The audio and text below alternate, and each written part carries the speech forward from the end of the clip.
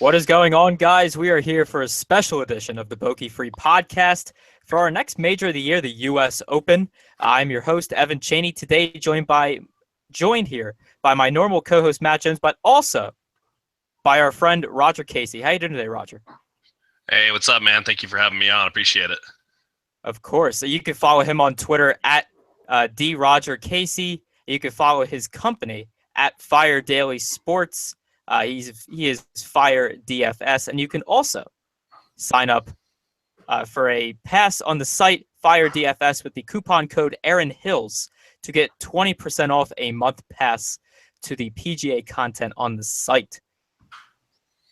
All right, well, it's here. We have the next major on our hands, and quite frankly, I'm loving the DFS contest selection for this week. I don't know about you guys, but I'm pumped.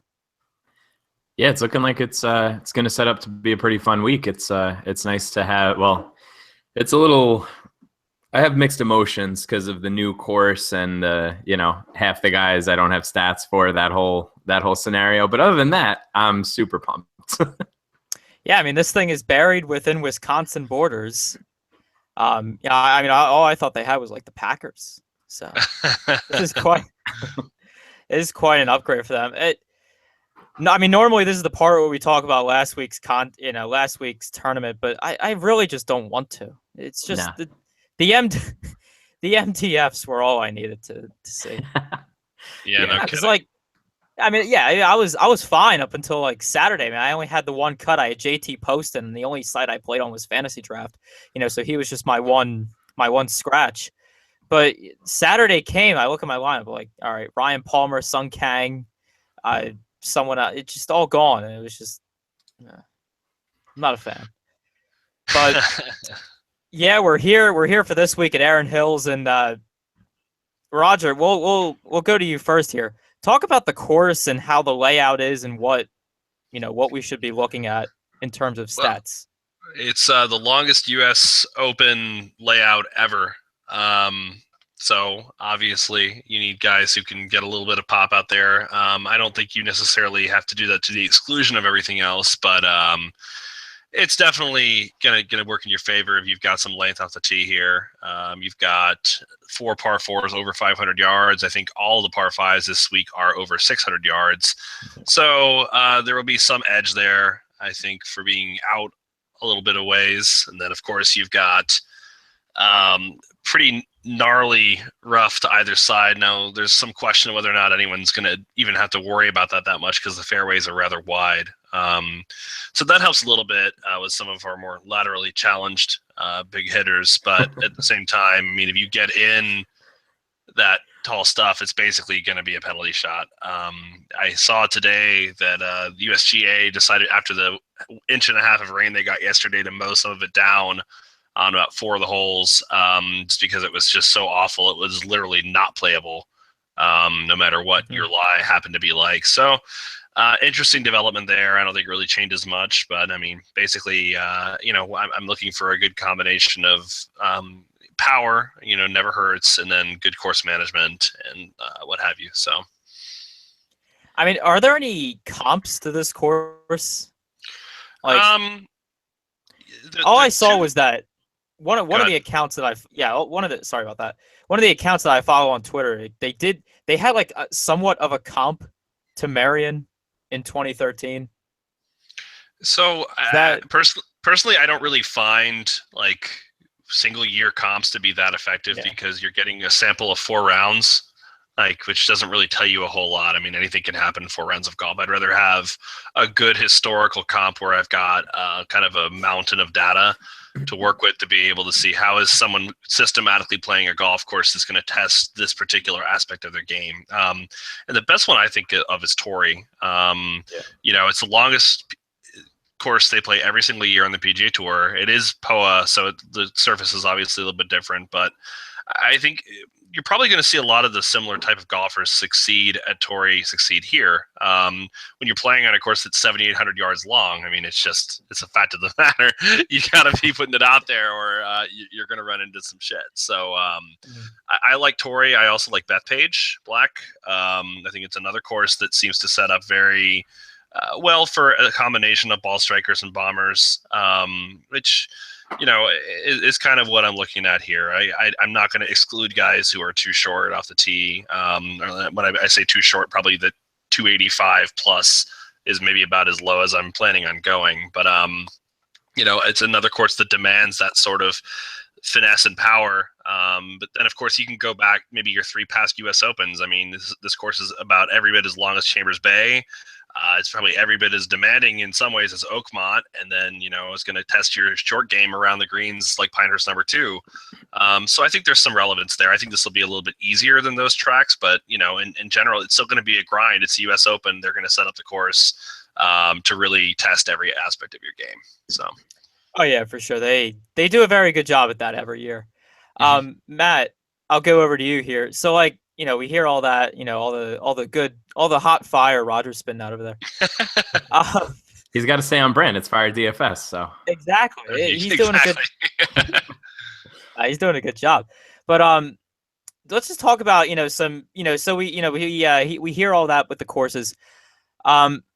Let's just talk about DFS strategy. What we plan on doing here now. Do we plan on going more stars and scrubs for this week?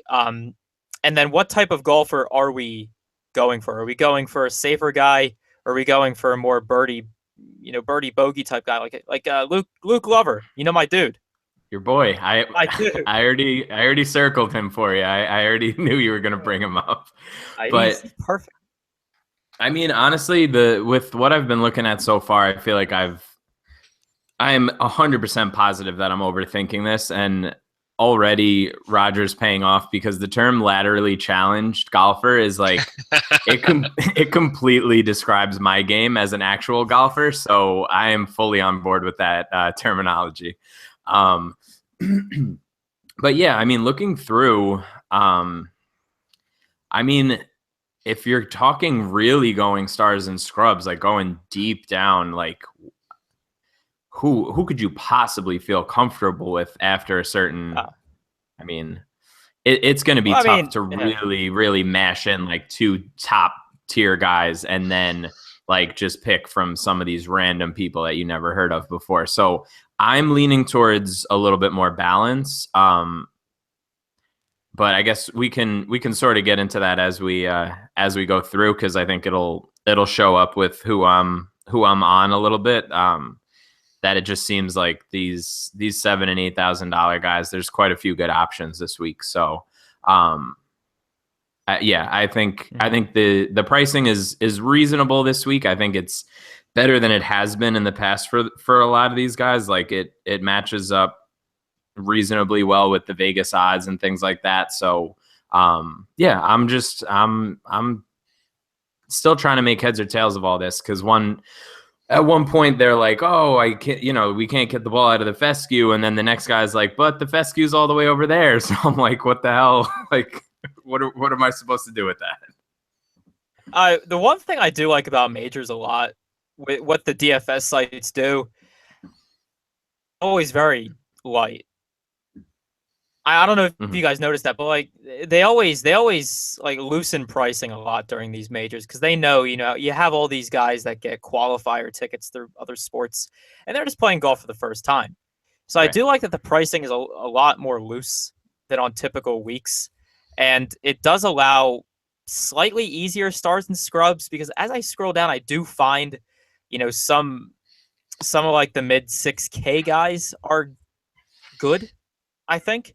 Once you get to a star and scrubs approach, obviously we'll get to that as the show goes on, but it is something I do like to mention, that, pricing is a lot better for these majors than usual. So let's just dive into these golfers here. We'll start with the 10K and up guys. Roger, we haven't heard your voice in a little while. Who are you liking here at the top in the most? I mean, personally, I don't think any of these guys 10K and up are fadeable, completely, especially if you're multi-entering. But I don't know, who are your favorite guys, and what are your reasons for them? Personally, I think you have to make choices. I mean, you can't play all these guys. You have to decide and draw some lines in the sand and say, okay, I'm gonna buy 1 or 2 of these guys. I'm gonna buy all of them. Otherwise, you're not gonna have enough good permutations to be able to ship a GPP unless you hit a lottery ticket. So you have to draw some lines in the sand somewhere. So if I'm going to draw a line in the sand right now, obviously I'm going to buy the living shit out of Dustin Johnson. I mean, I don't really care about him missing a cut at the Memorial. One bad event does not a trend make. And you really can't find someone who has a more unique combination of power and, at this point, iron/wedge play and putting on top of that. Than him. He is the best in the world for a reason. And it's funny if you look, at some of the data. Dustin Johnson around the greens is really not that big of a deal. Like his standard deviation is really small around kind of the 0 mark because he hits so many greens he doesn't need to scramble. Like it's just ridiculous. So well, if you want to be hitting 4 600+ yard par 5s and 2, I mean, who else do you go to? I mean, he's going to be the best. He's the longest and straightest by far. So I don't think you can overthink this. This is just, it's pretty obvious.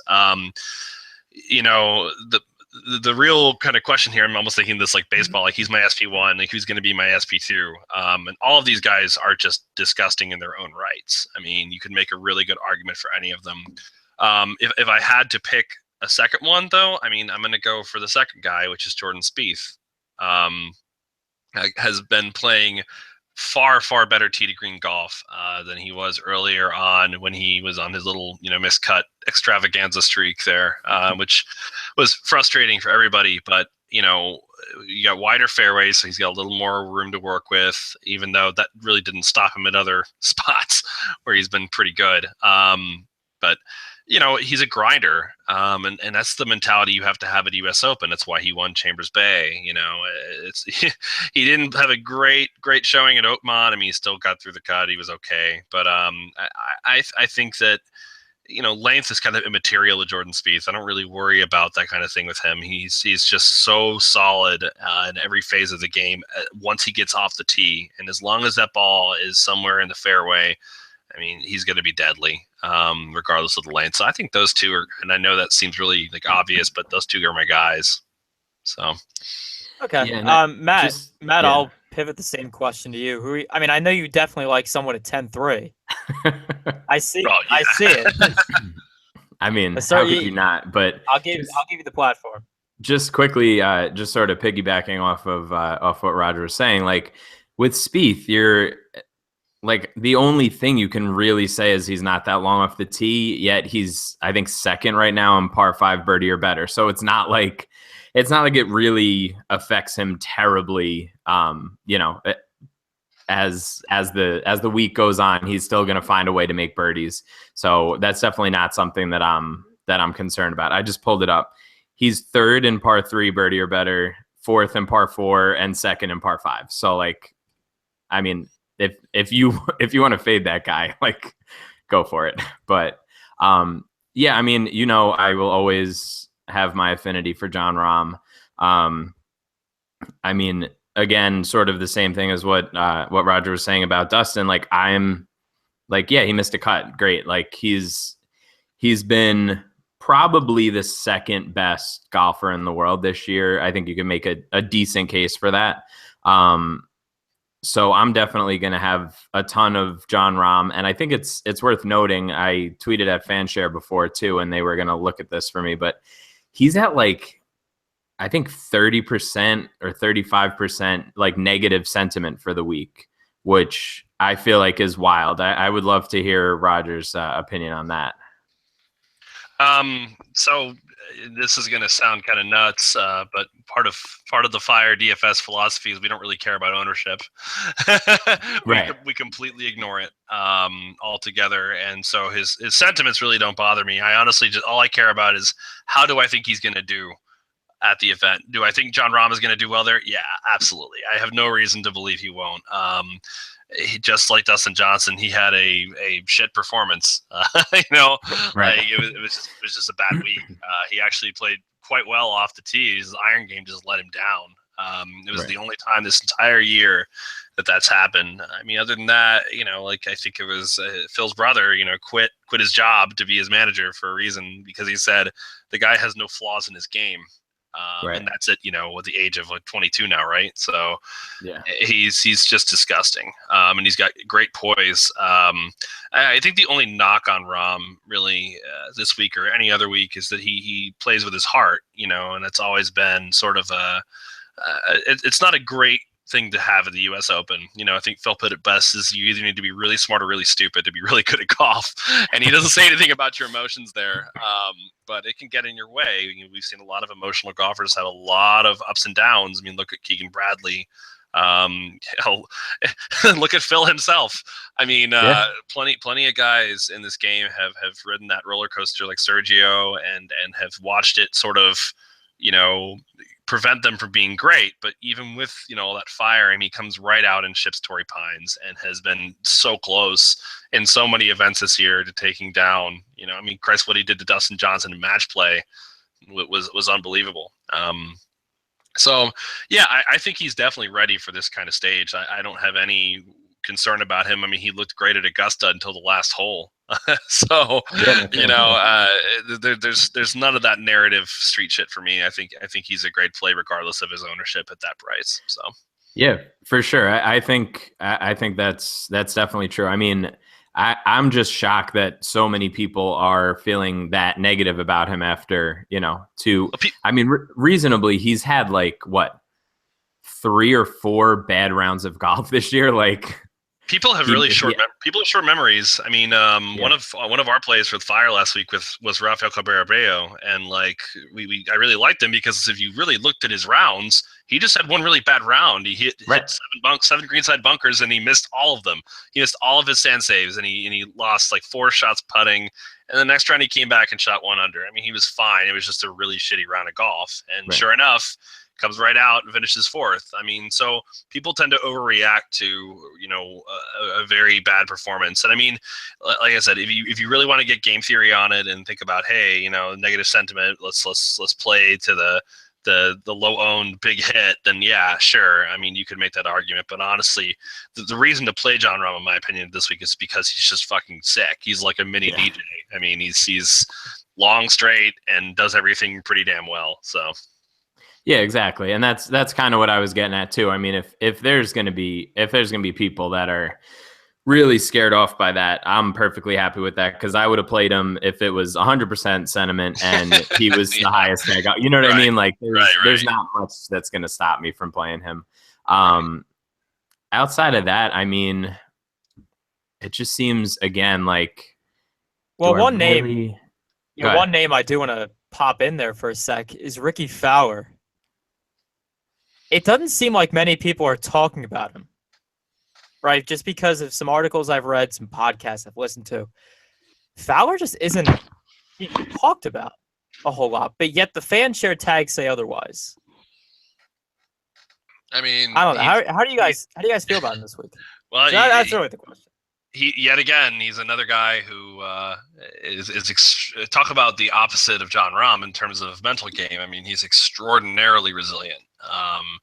Even when he was shitting the bed last week, he looked almost a cucumber about the whole thing, right? I mean, that's Ricky, and it's shown. His poise across this entire year has been outstanding. I mean, and he's played like a superstar. I mean, all the way through. He almost shipped the shell. He did ship the Honda.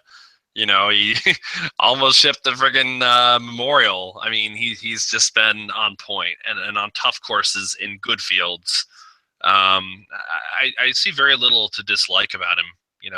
Just plain and simple. I think he's a great play. Like I said, the bigger problem you're going to have this week in this range is deciding where you're going to draw lines, because you could make similarly awesome arguments for Jason Day, who has played 6 U.S. Opens and finished in the top 10 5 times.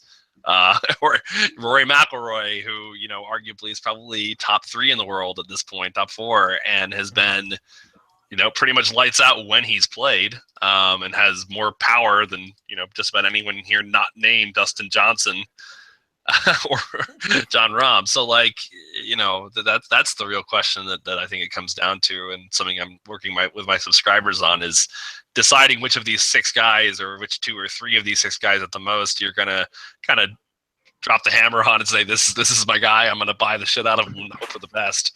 So That's definitely the case there. Anyone else really in that 10K range we're looking at? I mean, personally, I'm going like, I'm probably gonna make like 20 some odd lineups this week. I will have exposure to all these guys, but definitely my main exposures will be DJ and Spieth. I mean, that's what I think is a decent strategy. What do you guys think? Is that where your exposure is mainly going there? I mean, yeah. If I haven't inked anything in. I don't ink anything in until Wednesday. There's just too much to think about here, and just kind of, let my process finish, which is really not even looking at stats or any of that stuff. It's more just kind of pondering it. I just like to kind of stare at it for a while and sleep on it and think about it and decide, like what do I feel the best about here in terms of the overall return I'm likely to get for my investment on these guys. And DJ and Spieth are the ones I'm looking at right now, but realistically, this whole range is just absurd. I mean, it would be really hard to tell anyone, like you said, it's impossible to tell anyone to fade anyone in this range. Like, you can't be like, well, fuck this guy, he's overpriced and sucks, like that's not going to happen. Like, I felt that way about Brooks Koepka last week. I'm not going to pay 11.5 for him over Adam Scott. I think that was stupid.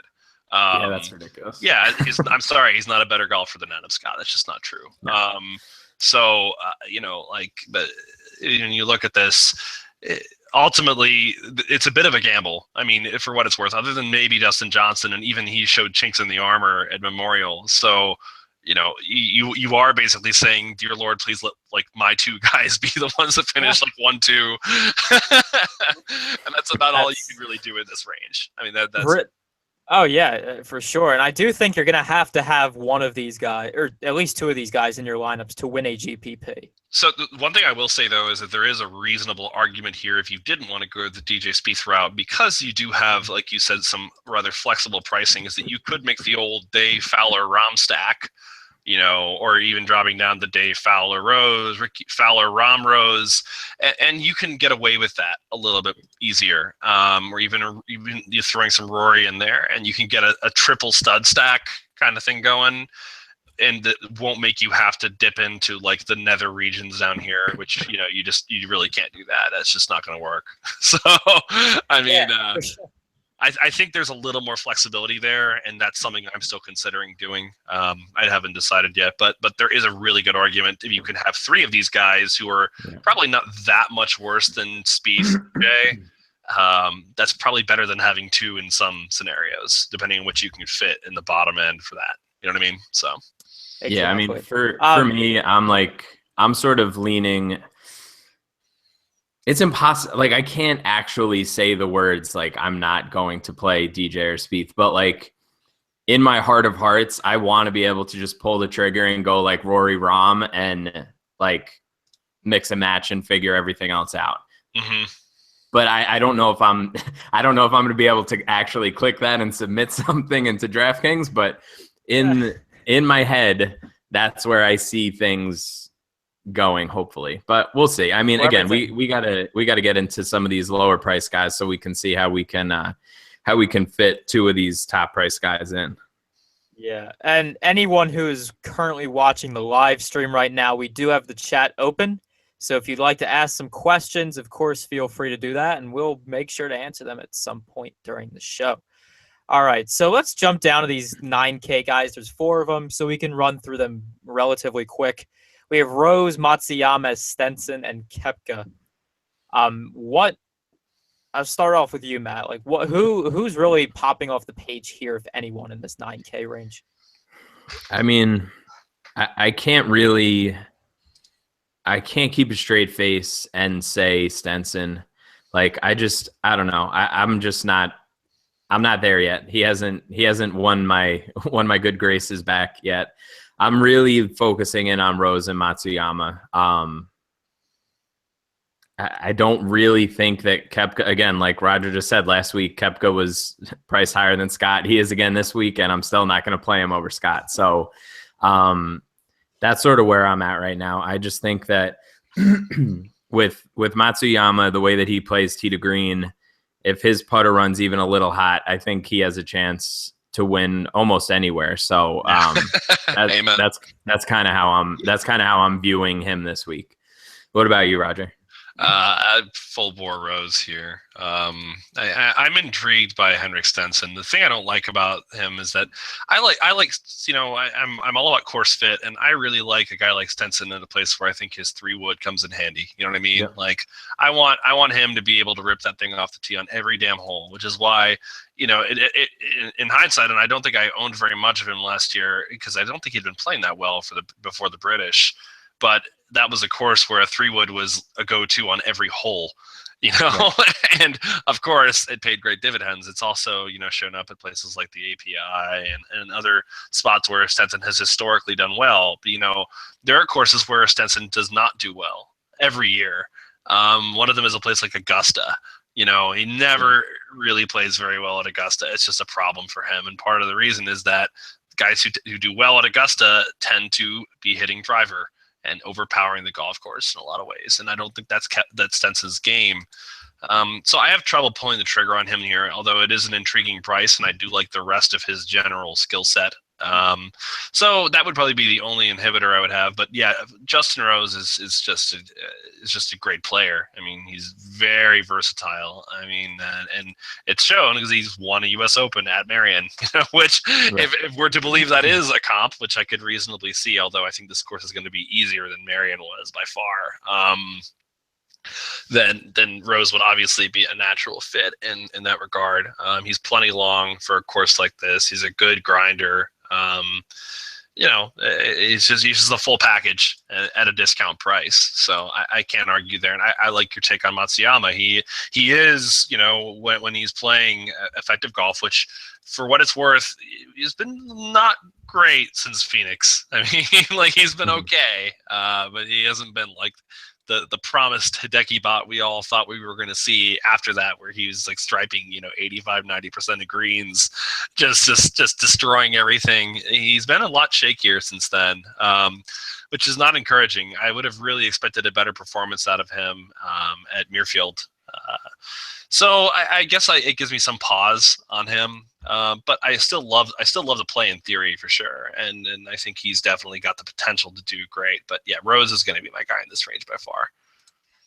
And that's certainly what the field is going to do as well, because he does have the most tags in this 9K range with 34 as of right now. Of course, we are recording on Tuesday night, so everything is subject to change, but as of right now, it's probably where the field is going to go.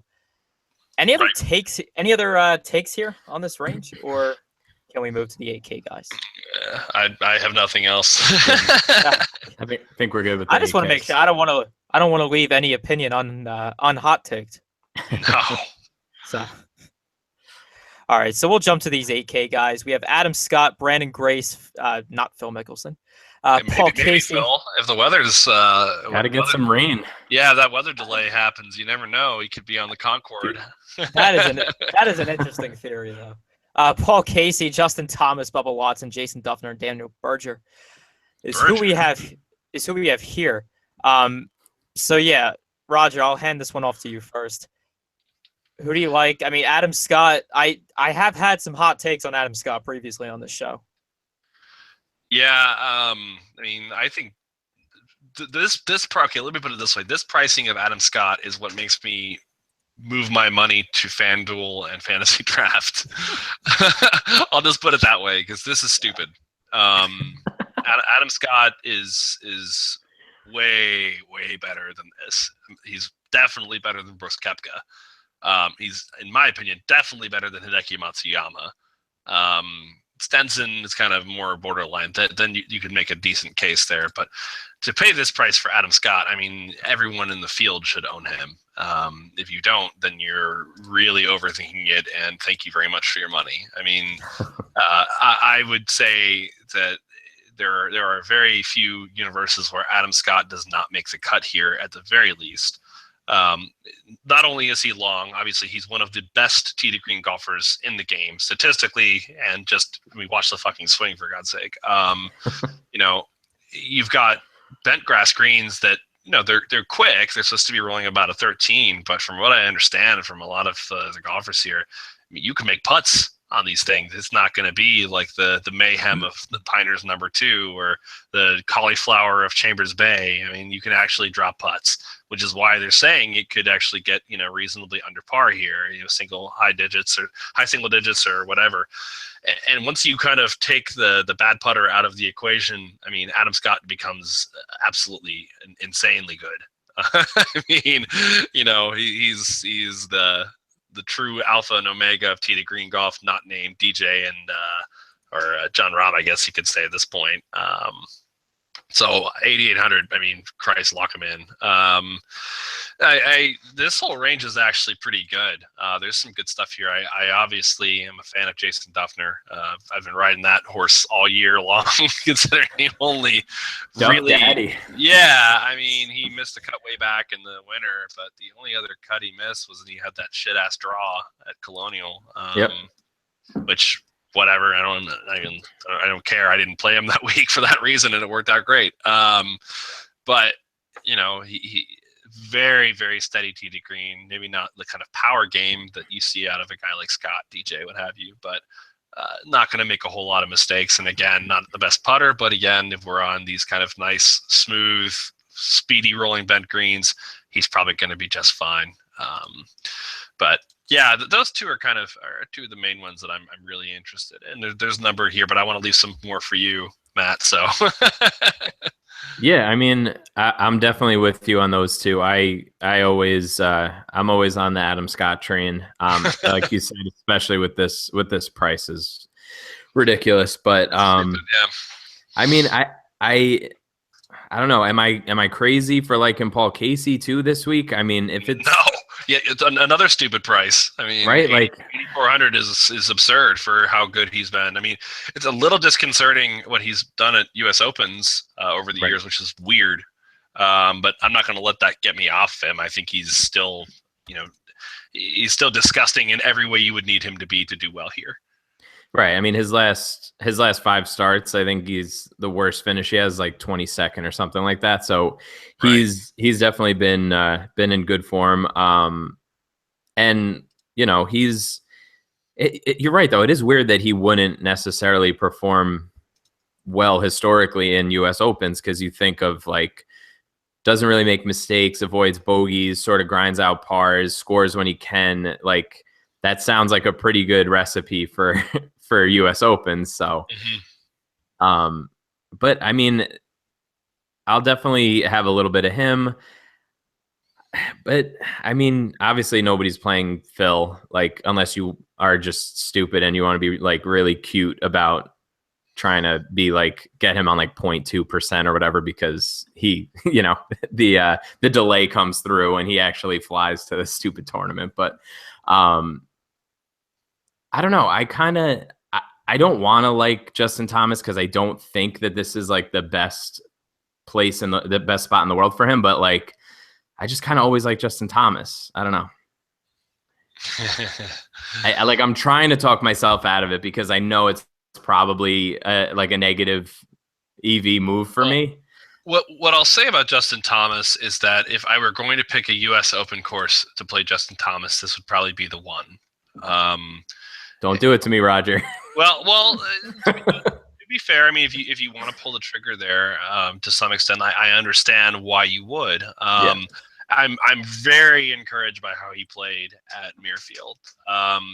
I'd say that's probably the first time in his entire career that he has actually shown up for like a marquee event, like really shown up and played great golf. I don't give a shit what he did at the Sony or the Tournament Champions. Like, if you can shoot 20 something under on the golf course, it's not a hard golf course. Like you just are really good at bombing it and sticking it close. I mean, that's great, but that's a totally different skill set than what's required here. But if we are expecting reasonably decent scoring and, we need someone who's long and the fairways are wide, then, Justin Thomas does come to mind as someone who does have that ability. Now, if he gets off the greens, then it's a whole different ball game. I mean, those green complexes are not going to be kind to a guy like him. So I think this is a very high risk maybe high reward play. So I would say, like, in terms of your minus EV analysis, like, if you had to come up with sort of a spectrum of outcomes for what you're going to get with Justin Thomas, like, the worst outcome is literally the worst possible outcome for any golfer in the field. I mean, goes into the fescue, misses greens, Right. and like shoots like plus 14 and is gone. Like, as of like Thursday, to think about it. Best possible outcome is probably something like a top 15. I mean, if he really plays exceptional tee to green golf. So I think you just have to kind of keep that in mind. I think there's a very low chance that Justin Thomas contends here. Just like I don't think there's much of a chance he contends at any course that's going to be this grindy. But if like I said, if there was a U.S. Open course to play him, this would probably be the one I would pick. But I caveat that with him being 8,300. It is an awfully high price to pay for a guy who can melt down and fall apart the way we know he can. Right. So. Yeah, I think he's your, if you want to make sort of two of the same lineups that end up with 8,400 left, like Casey is the cash play and Thomas, you could leave 100 on the table and put him in a GPP sort of deal. That's kind of where I'm at right now. Yeah, a little pivoty. I hear you. And then Berger has good, good momentum coming in, but I'm not. You can't predict Daniel Berger. I mean, other than apparently you can predict him at St. Jude because he just loves the shit out of that track. But other than that, he's such a wild card, and right. I don't even coming off of a win at the St. Jude, and I know prices were released before the event even happened. 8,000 is a lot to pay for Daniel Berger. Like a lot. So I'm hesitant to pull the trigger on him for anything at this point. Totally. I don't think we've seen, for what it's worth, I really don't think we've seen him go to a true grind fest style course and do anything before. That has not happened. So this would be the first time if he did it, which I'm not saying it's not possible, but if you look at the places he's succeeded this year, we've got Phoenix, pretty straightforward golf course. Shell, pretty straightforward. Augusta, decent, but not great. I remember he almost missed the cut there, and I was praying for it. He was on the damn line. That pissed me off like crazy when he made that cut.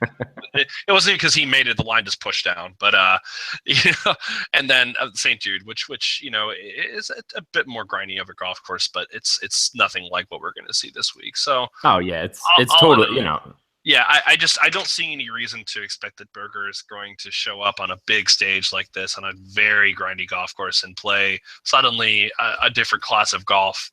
Yeah.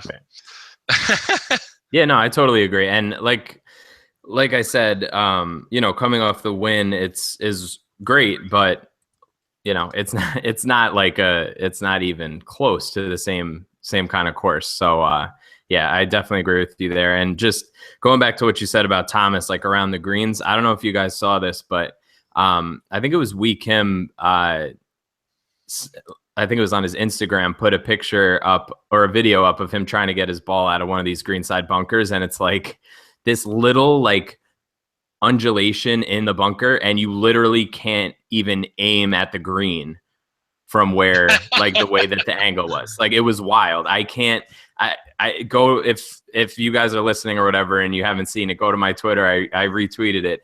It is the most wild thing. Like it's maybe 8 inches wide, this little like crevice in this bunker. And there's no way you can even go close to the green from it. It's wild. Yeah, those bunkers are very strangely shaped and awkward. And, while these greens may not be as kind of weaponized as like a Pinehurst number 2 style setup, they are still undulating fast and apparently very firm bent. I mean, I had a buddy who's literally on site today saying that even with 1.5 inches of rain, it took 0 speed off these greens. The water just kind of like trickled off because they're just so dry. So yeah, I mean, if you're not getting some good elevation on the ball and hitting those greens pretty square, there's still a good chance you're going to end up in one of those awful British Open style bunkers, and you won't have a good time. No, that's for sure. What's your buddy's number? We gotta call him up to get some on the course. Yeah. So he can tell us what's going on over there. That's I know. good information. Part of the Fire DFS advantage. There you go. Got to use the coupon code Erin Hills, right? There you go. Yeah, exactly. Someone's got to travel to Wisconsin. Exactly. Well, yeah, it's nice when you have subscribers who live there. So. Sorry about that static. That scared me. That was bad. All right, so let's jump to these 7K guys. We'll go to the 7,500. We'll go down to the 7,500 guys. So Chappelle, Snedeker, Peters, Kuchar, Noren, Hatton, and Kisner. I don't know. It's like Hatton was like, for lack of a better term, he was the shit. Going into the Masters. He was. And now he's just nothing now. In terms of just people talking about him. I don't know. Matt, I'll start off with you. What are you thinking here for this upper half of the 7K range? And then, maybe my dude Hatton.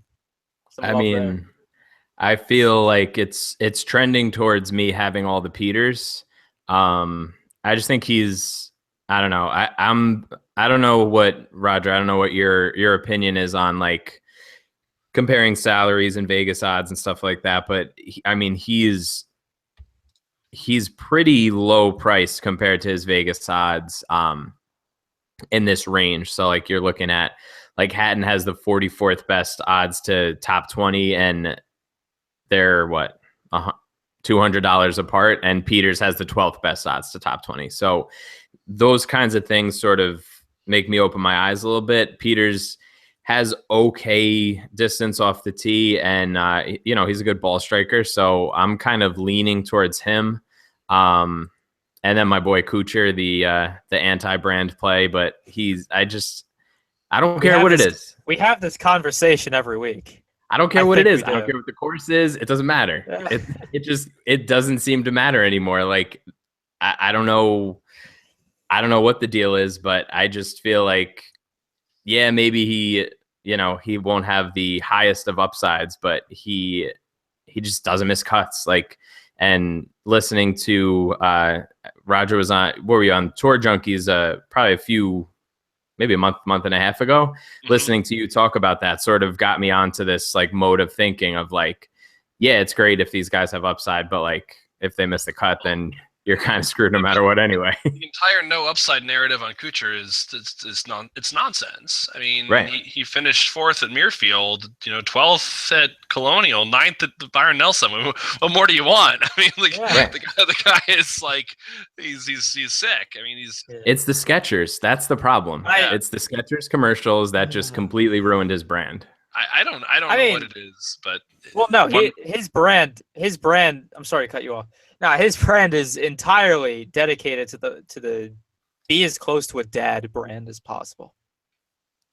Yeah, like if those shoes were New Balance, that's peak dad level.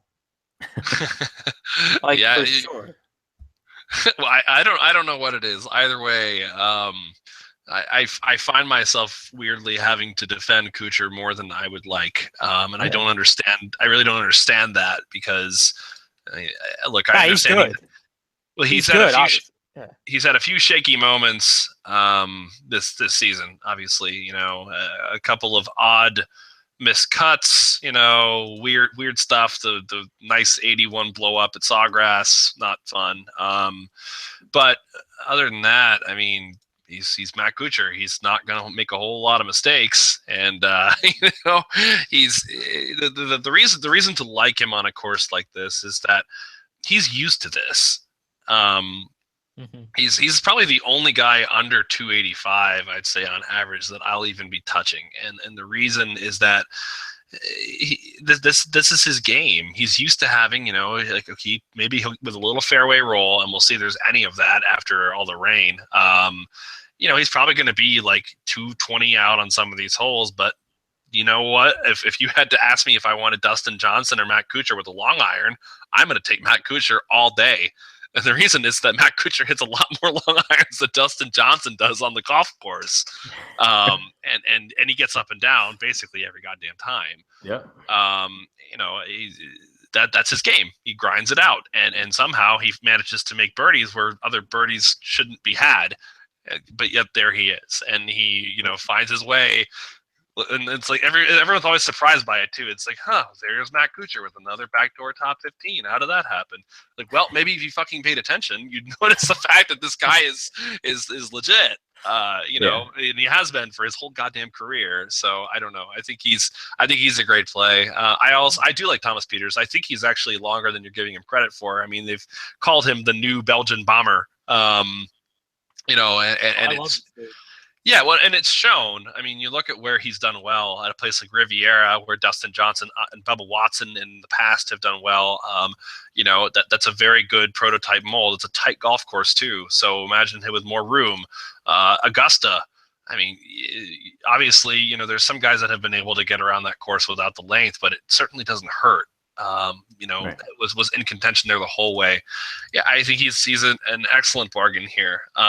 Poised golfer too, for someone who's coming over and playing, and he did go to school here, so it's not as if he's, totally foreign to U.S. golf, but to be coming from the European Tour, you see a lot of guys fall flat on their face. I mean, look at Bernd Wiesberger over his first few years here after dominating in Europe. I mean, even Noren hasn't done that great here. I mean, he played okay at Sawgrass. Like that's all right, but he hasn't been by any means as dominant as he has been on the European Tour. Alexander Levy tried to come here before. I mean, there's plenty of European Tour golfers that have come to America and done nothing, but Pieters has kind of hit the ground running. So I feel pretty comfortable with him. But yeah, I think the other guy in this range that I absolutely love is Kevin Kisner. I sort of see Kevin Kisner as the next generation's Matt Kuchar. Little longer than Matt Kuchar, not by much, maybe a 285, 290-ish range guy, but the same level-headed versatility that you see from a guy like Kuchar. He doesn't make a lot of mistakes. He's an excellent scrambler. I mean, who was his partner? Was it at the Zurich? Basically, Scott Brown. Yeah, Scott Brown said he didn't line up a putt the whole week. He had Kevin Kisner read every one of them. I mean, that's him. He's just a machine. And hey, look what it's done. He shipped Colonial, and he came out at Muirfield the next week when everyone thought he was going to have a winner's hangover, whatever the fuck that means, and finished sixth. I mean, he's just a damn solid golfer. So I like him a lot there. Yeah, for sure. And shout out to Scott Brown for getting me first round leader last week too. I just wanted to. Yeah, there you go. Amen. All right, so yeah, we definitely talked about the top half of the 7K range. Now we'll go to the lower half of that range, so 74 to 7K. We'll start off Fleetwood, Reed, Rafael Cabrera Bello. I guess that's how you'd say it in his tongue. Louis Oosthuizen and J.B. Holmes. Worst and as the pronunciation. I try, God only knows I try. That's what I could put on my tombstone. That's what I've done with every sport, because sometimes in baseball you get some names. Really, I'm gonna start calling him Kevin, quote unquote, Dave Chappelle from now on.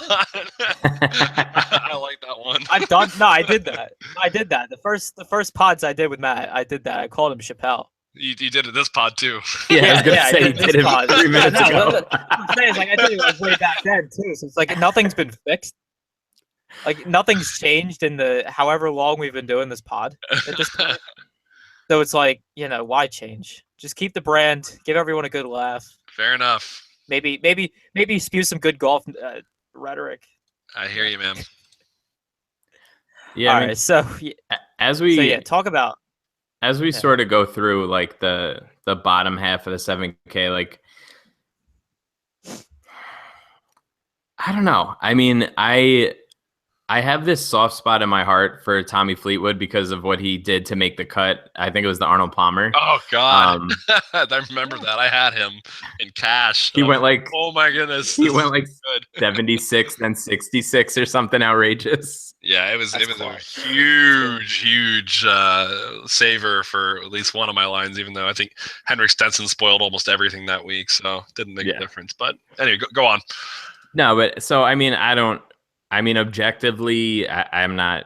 I don't think I'm gonna have a whole bunch of him.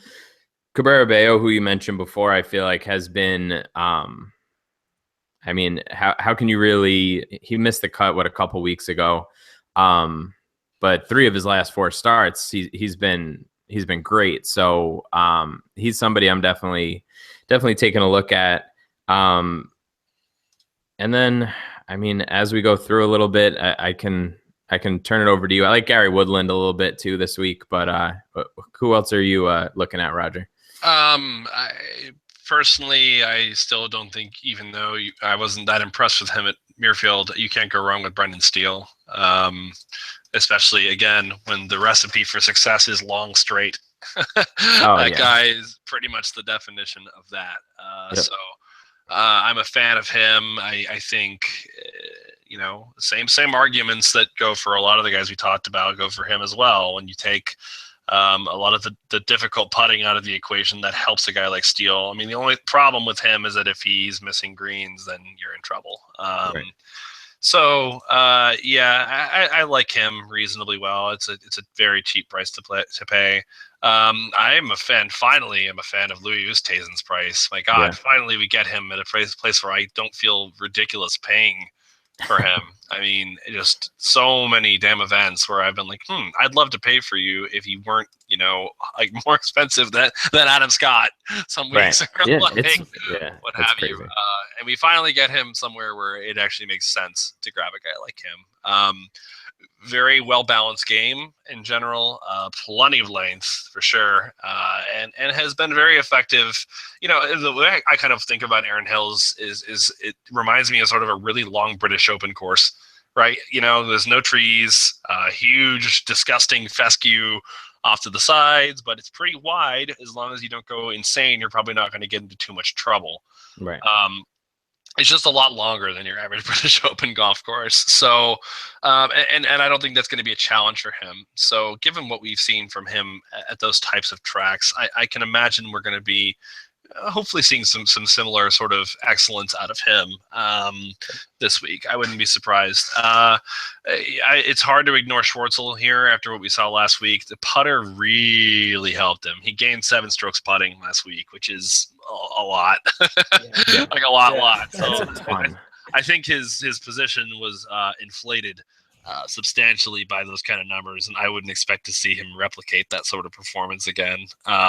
But he was still very effective tee to green as well. So again, like Oosthuizen, South African, funk here, I guess, but plenty of length, very good, well-balanced player. If the wrist issues are behind him, then I think I can definitely get behind that.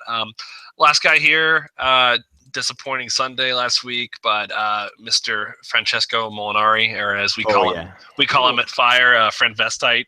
I don't know how that name got started, but I mean, certainly fitting for our day and age. I don't know. We just started calling him that. I think it was Andrew Solomon, one of our subscribers, who came up with that name. But now every time he birdies, it's Franvestite birdie. Everyone gets pumped in the chat. So yeah, not quite as long as I'd like for a guy here, but you know what? It really hasn't been a problem for him in the past anywhere he's gone. Steady golfer, doesn't make a whole lot of mistakes. This is a pretty damn good price for him. Has done well at U.S. Open venues over the years where I would have figured him to not have a chance. Played well in 2015 at Chambers Bay. That's a big golf course for a guy like him. And Pinehurst number 2 in 2014 also did well. I just like his game here. I think he's probably good for a made cut at the very least. I would be very surprised if you saw him not get through it at least. So that's kind of the guys I think I'm really looking at around here. Yeah, I can get on board with that. I really like Molinari this week too. I didn't scroll down far enough to see that he was. I thought for some reason in my head, I thought he was 6,900, but I mean, I'm fully on board with that. I don't see a lot of situations where he doesn't at least make the cut. So, I think this is an interesting range because like we talked about at the top, like I really feel like you can play a few of these guys with some confidence and be able to fit in, the higher price guys that you want. So, right. after this, there's a couple guys here and there, but it becomes pretty ugly pretty quick after a while. But we can dive into that now. Yeah. Cool. So yeah, you say that. So who are the guys you're on like sub 7K? Because like, I mean, you've pretty much already gone through a lot of these lower 7K guys, Right? but like, like who outside of that range are you really on? So like the 6K. There's one that I think everyone in the golf universe has to be on at this point, which is, as Wedge affectionately calls him, Benny Ann. Yeah. I mean, again, another mispricing that makes me shift all my money away from DraftKings, because this is just ridiculous. I mean, you might as well just ink him in as a free square. He's been just stellar. I mean, especially later season, as time has gone on and he's gotten more and more accustomed to PGA Tour golf. Now that he's playing it full time, I mean, God, the guy is a goddamn metronome. I mean, he had a really awful start at Muirfield. I mean, he opened up, I want to say, with a double and a bogey like right away, and then crawled his way all the way back to a 68. I mean, what a grind. And that's not an easy golf course. I mean, Muirfield is a pretty good test. I just don't see him missing a cut here. I would be stunned, and I think most of the PGA DFS universe would be fairly stunned as well. Yeah, for sure. I mean, and then same price. I feel like I like Lucas Glover a lot this week. My whole theory around DraftKings pricing is that there are always at least two guys, either 6,900 or 6,800, that I love every single week, and it hasn't failed me yet. So that's their whole thing. This like 7,200 number is like their arbitrary line where they've decided we're gonna make this our weird cutoff where we're gonna price Brendan DeYoung and like all of these terrible players for no fucking reason, and then we're gonna go down and we're gonna make someone like Ben Ann 6,800, right? And price Martin Laird above him, and we're going to price Charlie Hoffman above him, and Hao Tong Lee above him, and we're not, and Daniel Summerhays, and we're not going to give you any reason for it. We're just going to do it, and and it's really really frustrating because it doesn't. You said something at the beginning of the pod that I wanted to touch on real quick, which is that you like the fact that you can make these more kind of sexy looking lineups, but realistically, we actually hate that, especially at Fire. And the reason is that I always want the ball in my court in terms of making hard choices. I want to be having to pick the guy who's going to make the cut when you've got, three guys who are questionable to make it. But if you have nobody who's questionable to make it, then it all comes down to chance. Like at Muirfield, when you had On and Steele and Leishman and all these guys in like that 6K range, and it was basically like, who's going to do the job? And by Sunday, it was basically a horse race in my cash lineups between my 6K guys and someone else's 6K guys. Yeah. And this has been an ongoing problem with DraftKings, and I don't like their product because they keep doing this for no reason. So it ends up just pissing people off. The unfortunate thing is that they're catering to a different crowd than just like the pure golf guys, especially this week. Right. Yeah, they're definitely, and that's just not just DraftKings. That's all the sites, right? I mean, that's FanDuel, that's Fantasy Draft, that's it's all a little bit softer because of a major, and I understand that everything is relative. Like, don't get me wrong. Like, I understand that a guy who's normally going to be 7, 8, 9K might be down in the 6s relative to the field strength, and that's never been an issue. So it's not as big of an issue this week because it's the U.S. Open, and there are a lot of choices.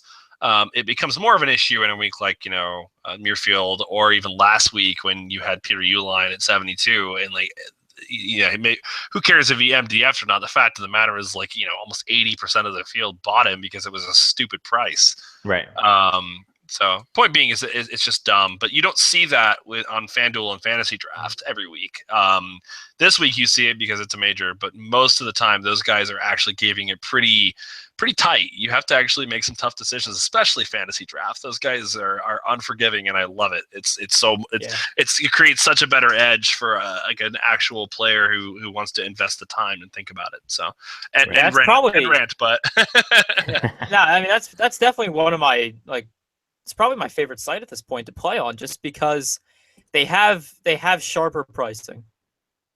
Right. I like their roster format. I like how you get one guy that your score kind of just, scratches off or whatever. You get that. And it's a nice feature to have. And I mean, I just like the fact that you can't just, one guy can't just get 150 entries in, and you give yourself a chance even in their top contests. Right? I do like that.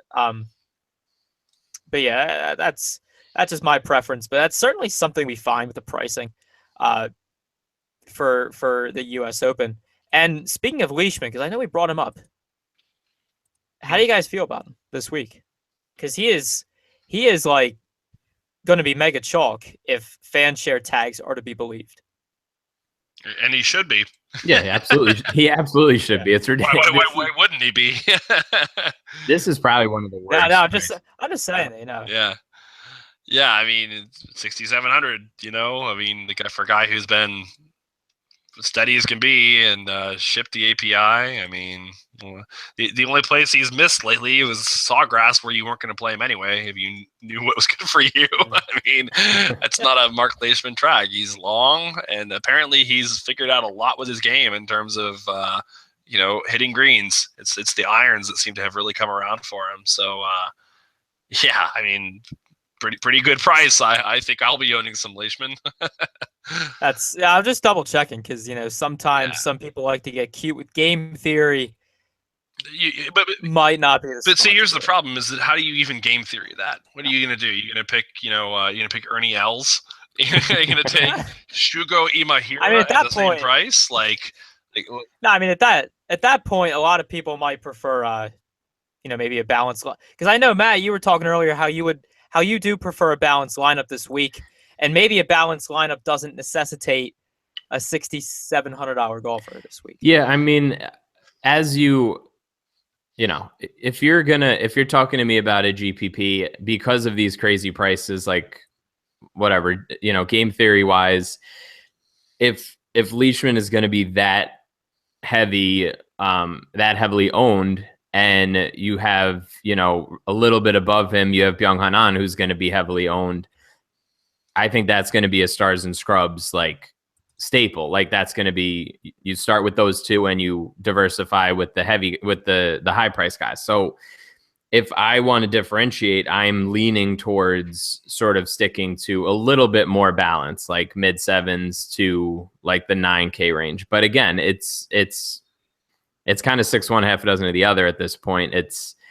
I think that ownership is going to be more spread out than the fan share tags are indicating, just because of the nature of who's playing this week. And I mean, obviously you're not going to play whoever's down at the bottom, like Alex Smalley or whoever, but there's going to be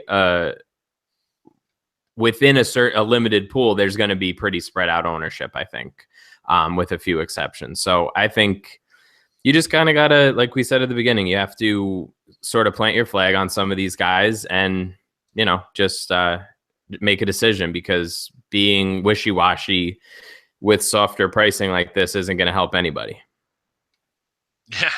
Well, and again, the problem here is that there almost is no decision. I mean, if you think that Mark Leishman is probably as safe of a made cut as I do or been on, then how do you not play them?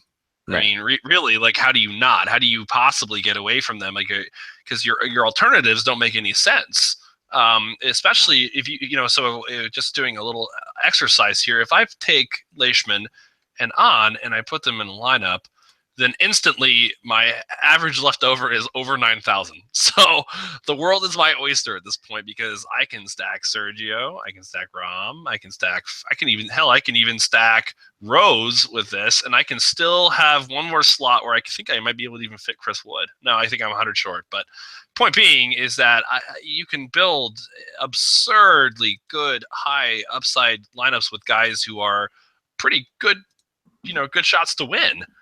Win the whole fucking thing with these guys, and I understand the thought about going more balanced, but like if you've got a lock made cut down there, like you almost can't not play them. I mean, it's not possible, and that's sort of the big conundrum with this pricing scheme they've rolled out, is that they've forced you to make these decisions. It's not a decision you wanted to make; it's a decision you have to make because you have to protect your lineup.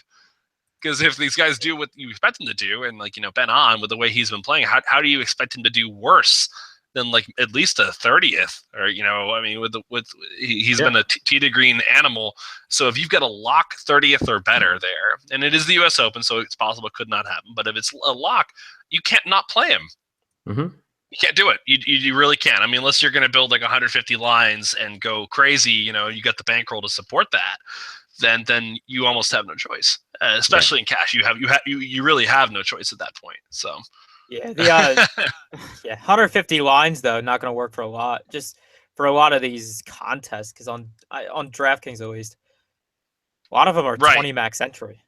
Yeah, I mean, you've only got the giant lottery ticket GPP for the 150 max, but if you've got the roll for 150 max, then it's actually a much better investment than it is if you just roll like 10 lineups into that. So, my personal advice to you, if you're listening to this, is if you're thinking about entering 5 to 10 millionaire maker lineups, save your money. Yeah, for sure, it's quite a crapshoot. Yeah, I mean, at this point, save it for NFL, because the NFL millie is so easy, Obviously. Wow, so I mean, does that mean I got to pull all my Andy Pope shares? Sadly, you may have to trade your Andy Pope for someone with more golf skill. I don't even know this guy. I was almost the lone wolf again. I like picking one random guy that I think is a good GPP dart throw, but somebody else had him on FanShare too. But I'm again GPP, not cash, not the best outcomes in the world, but I kind of like Xander Schauffele a little bit this week with his long par 5 scoring. So just a thought too. That's my guy that I'll ignore that I ever picked if he misses the cut, but if he makes it, I'll say it on Twitter again. So for the record, this is the public record. Yeah. See, the thing I wish though is that it would actually make sense to think about those guys a little bit if they were maybe 5,000. If you push them further down, because that's where they deserve to be priced, is in like a 5,000 to 6,000 range, which used to exist. But when I see a guy like Xander there priced at 100 less than Chris Wood, 100 less than Ross Fisher, Graham McDowell, I mean, Pat Perez, it becomes very hard for me to say, wow, I really want to be clever, but it's within like the margin of error that I'm probably going to have 100 or 200 left over. And the thought of taking him over Chris Wood, who is kind of, I would say, approaching world-class status in terms of bomber ability and translatable skill set. It's like, how do you actually make that choice? It's too condensed. I really sincerely hope that they shift this to something different next year that at least makes it more interesting. Because right now it's not. If for what it's worth, if we're talking dark horse sleepers, though, Maverick McNeely is got to be the only other guy here that I would be really interested in. I think he's like super loaded or something like that. So he's considering not even playing pro, as far as I understand. But he was absolutely disgusting in college and has been rather disgusting on the PGA Tour when he's played. Right. But very talented kid. If you're going to take a flyer, that's probably the direction that I would go. All right. Honestly, I couldn't even tell you who some of those last two guys were. That's how dark horse they are. The fish like me. I don't even. Well, I knew you weren't going to try to pronounce Schauffele, so I figured I'd have to bring that one up. It could have been an interesting an interesting effort, if anything else. All right. Any other notes you guys have here? I did find one interesting statistical note. I think because some of the winds here, the winds kind of swirl, as I've seen, at kind of high speeds, like a high teens, low 20s. Does apex height matter at all? Like, are we looking at that? I'm not. I'm just curious because I mean, I just seen some, just a little bit of chatter on that topic, and I was just curious as to if that mattered. I think it's easy enough to, without going down that rabbit hole, I think it's easy enough to figure out sort of who you want if it does turn out that it's going to be like super windy. I think that might be, even for me making my spreadsheets and everything, that might be a step past what I'm willing to look up. Well, and the other problem there is that it's not necessarily accurate. Oh yeah, it's a bad sample for sure. It's bad sample, and Christ, I'm not gonna lie, I don't even know how they sample it. But based on the fact that I know how they sample other PGA stats, which are really poorly sampled, I don't trust that one as far as I can throw it. I mean, that's gonna be all kinds of dangerous. I can remember a couple of years back looking into that stat, at least trying to see if it even made sense. For the guys that I knew were high ball hitters. Right. And at that point, it didn't even make any sense. Guys who were, notoriously not high ball hitters were like way low on apex height. So I probably would stay away from that. If I had to give you a stat to just catch it all, just stick with tee to green. I mean, this game, especially this year, you could make a really good argument on other U.S. Opens to really think about scrambling a lot because birdies are so rare that your sand ability, your play around the green is going to make a huge difference.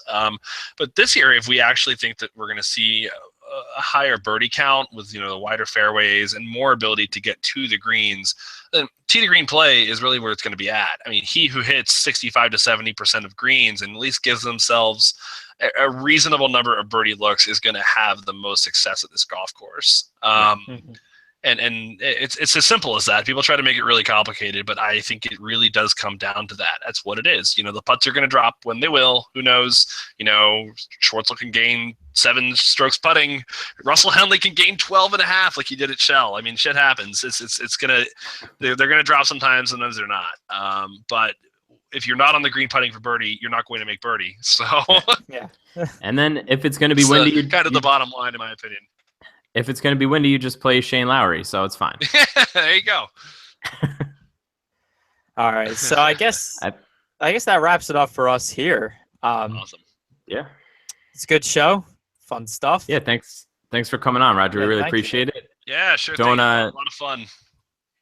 Yeah, so again, if you're following along, it's he's got the 20% off this month for Fire DFS. It's just coupon code Erin Hills, one word. So make sure you check that out and follow him on Twitter at @DRogerCasey.